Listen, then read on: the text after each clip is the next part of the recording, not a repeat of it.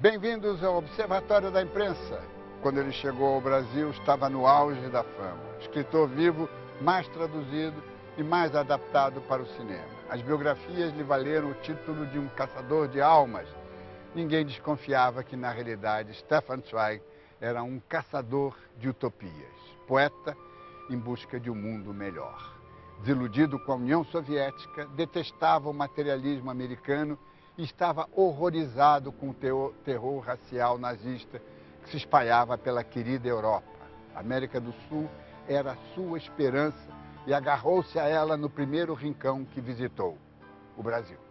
Ainda em 28, planejou visitar a Argentina pelo Zeppelin e de lá vir ao Brasil. 4 anos depois, tentou novamente, mas a subida de Hitler ao poder obrigou-o a desistir.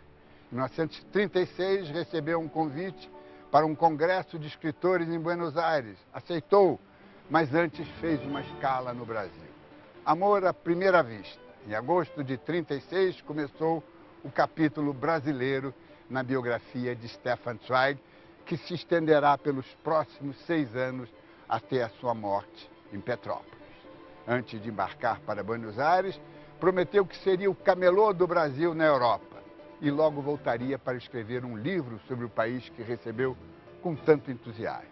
Voltou em agosto de 40, afugentado pelo medo de que as tropas de Hitler logo ocupariam a Inglaterra, onde se refugiou. Há exatos 70 anos, em agosto de 1941, lançava o seu Brasil, um país do futuro, em 6 idiomas, 7 edições quase simultâneas. Aqui foi um sucesso de público. Os leitores encantaram-se com o encantamento do ídolo literário pelo Brasil. A imprensa foi implacável. A ditadura do Estado Novo impusera um drástico sistema de censura e autocensura e, como represália ao governo Vargas, alguns críticos arrasaram o livro que supunham ter sido financiado pelo DIP. Os críticos confundiram a admiração pelo povo brasileiro, consignada em cada linha, com elogio ao governo do Brasil. Mais uma vez, não leram e não gostaram. Não foi a primeira nem a única vez em que a imprensa, movida pelas melhores intenções, faz o linchamento de um inocente, que não impediu que nas décadas seguintes o qualificativo Brasil, País do Futuro, se transformasse no sobrenome do Brasil. Ora como profecia, ora como maldição, ora como projeto de potência, ora como fracasso político. Quando esteve no Brasil, o presidente Barack Obama fez 2 discursos. Em ambos repetiu a metáfora, país do futuro, agora atualizada com outro qualificativo, país do presente. Ao vislumbrar esperanças de um novo futuro em novas regiões, em um mundo transtornado, é nosso dever apontar para este país e para tais possibilidades. E por isso, escrevi este livro.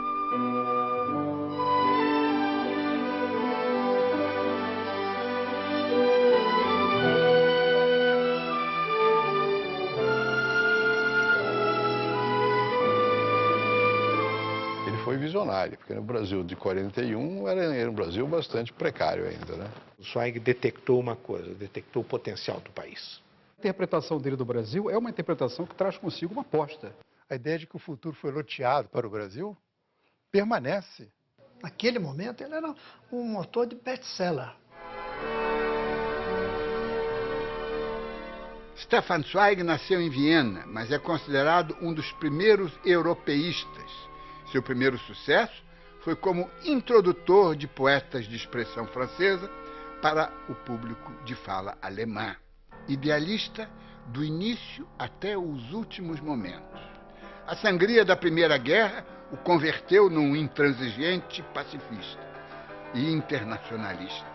Como biógrafo, tentou montar uma galeria dos construtores do mundo, um dos primeiros a utilizar os recursos da psicanálise nas novelas, e como historiador, corria atrás dos momentos supremos escondidos em situações irrelevantes. No prefácio mesmo dessa primeira edição, a Frane Peixoto disse que ele era o escritor mais lido no mundo. Dotado com uma pena muito fina, um autor sofisticado, de grande erudição também. De um dos intelectuais europeus de maior prestígio, vindo de de uma Viena que tinha sido em vários campos, na psicanálise, na economia, na filosofia. A Viena do final do século XIX é uma das matrizes centrais de várias modernidades no pensamento.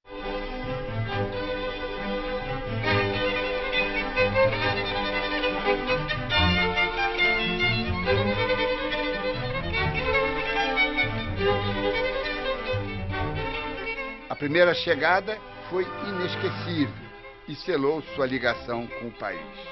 O navio entrou na Baía da Guanabara numa luminosa manhã de agosto, ficou extasiado para sempre. Festejado, ainda a bordo, cada jornalista queria uma declaração exclusiva. Vinha de uma Europa ressentida, raivosa, já sangrenta. Como resistir a tanto carinho? A capital federal o seduziu.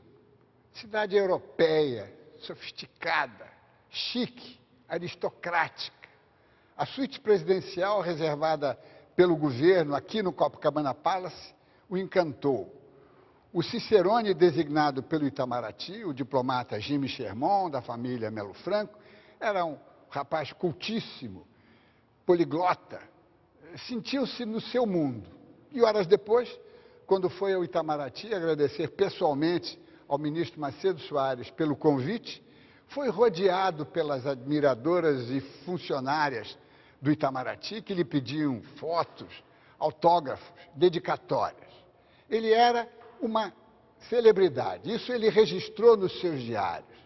E o Brasil não estava no caminho das celebridades mundiais. Nas duas conferências públicas que pronunciou, na Academia e na Escola Nacional de Música, multidões disputavam um lugar. Estava empolgado. O primeiro contato com o novo mundo superou todas as suas expectativas. Getúlio Vargas recebeu Stefan Zweig aqui na varanda do pátio interno do Palácio do Catete. Conversaram em francês. Getúlio Vargas gostava muito de Franz Lehár, o famoso autor de operetas vienenses. Stefan Zweig estava vestido com um fraque protocolar. Ele parecia o presidente da República.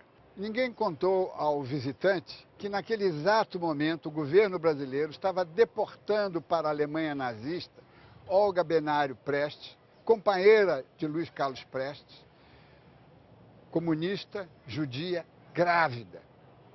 O editor Abrão Coogan preferia mostrar Getúlio Vargas recebendo o famoso escritor judeu no momento em que as elites brasileiras aderiam com entusiasmo ao integralismo e ao antissemitismo.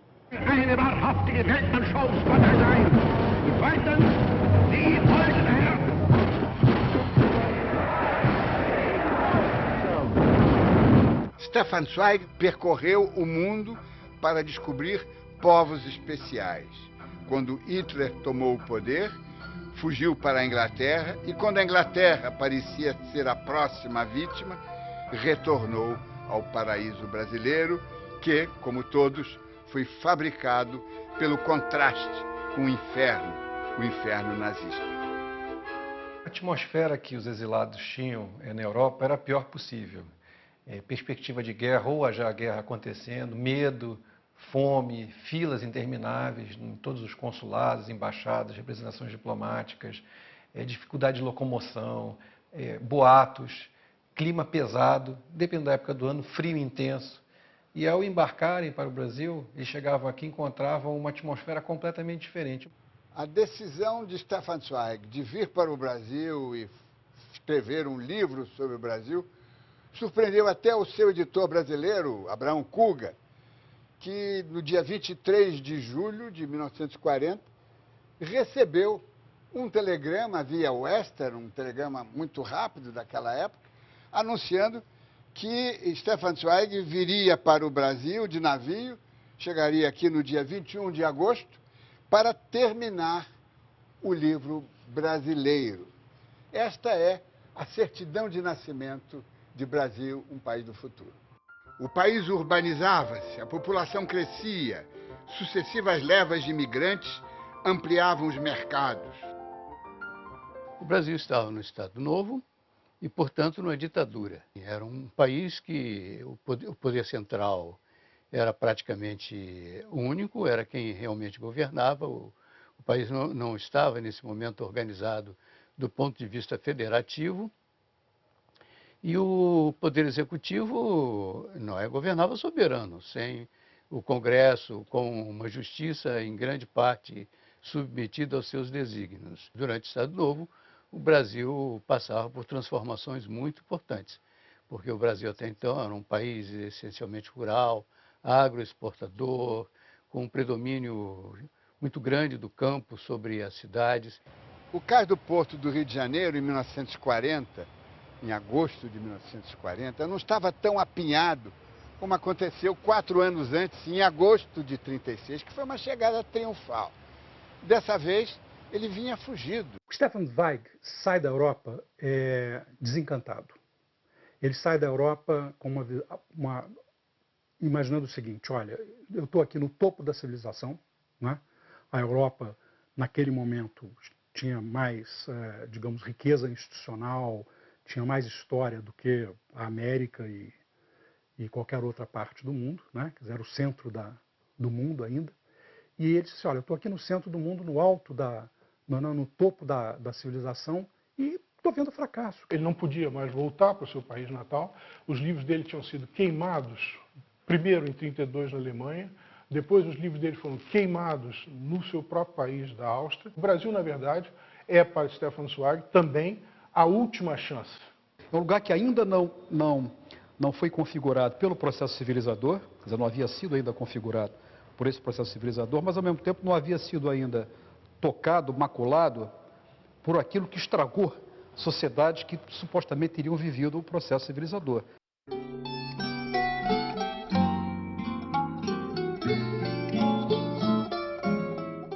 Todas as memórias dessas pessoas que chegaram aqui iniciam com a entrada do porto, né, do Rio de Janeiro, e depois com o contato que eles tiveram pelas ruas, sempre simpático, e as cores, o sol, o calor.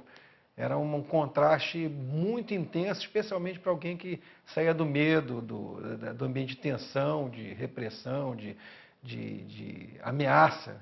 Encontrava aqui algo caloroso em todos os sentidos, não só na temperatura ambiente, mas também parte da população e do país. Quem foge de uma guerra não chega entusiasmado, não chega triunfante.